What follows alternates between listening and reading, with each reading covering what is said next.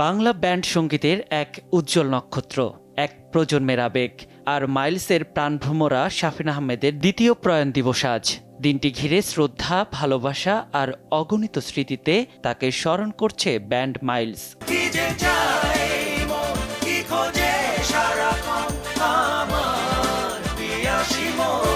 ব্যান্ডটির official Facebook পেজে প্রকাশিত এক আবেগঘন বার্তায় বলা হয়েছে, শাফিন আহমেদ শুধু একজন লিড ভোকালিস্ট ছিলেন না, তিনি ছিলেন মাইলসের অন্যতম প্রধান স্তম্ভ।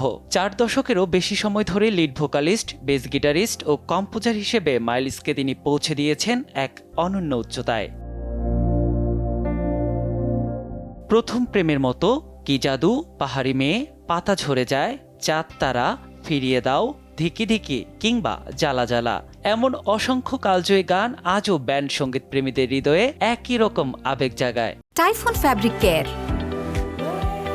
ফ্যাব্রিক কেয়ারের সুপার পাওয়ার। মাইলসের ভাষায় তার অনন্য কণ্ঠ, সুরেলা বেজ লাইন, অসাধারণ সঙ্গীতবোধ এবং স্বতঃস্ফূর্ত মঞ্চ উপস্থিতি প্রতিটি পরিবেশনাকে করে তুলেছিল স্মরণীয়।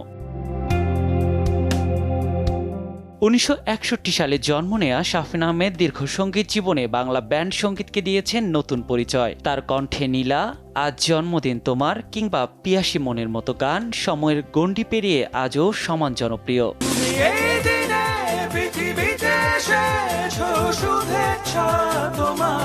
2024 সালের জুলাইয়ে গান পরিবেশনের জন্য যুক্তরাষ্ট্র সফরে গিয়েছিলেন এই রক তারকা। সেখানে হঠাৎ অসুস্থ হয়ে পড়েন তিনি। 24 জুলাই চিকিৎসাধীন অবস্থায় শেষ নিঃশ্বাস ত্যাগ করেন শাফিন আহমেদ। মরদেহ দেশে এনে বনানী কবরস্থানে দাফন করা হয় তাকে।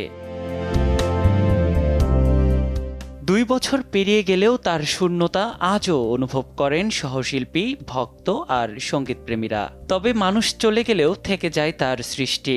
সেই সৃষ্টির মধ্যেই শাফিন আহমেদ বেঁচে থাকবেন প্রতিটি সুরে, প্রতিটি মঞ্চে আর লাখো শ্রোতার হৃদয়ে।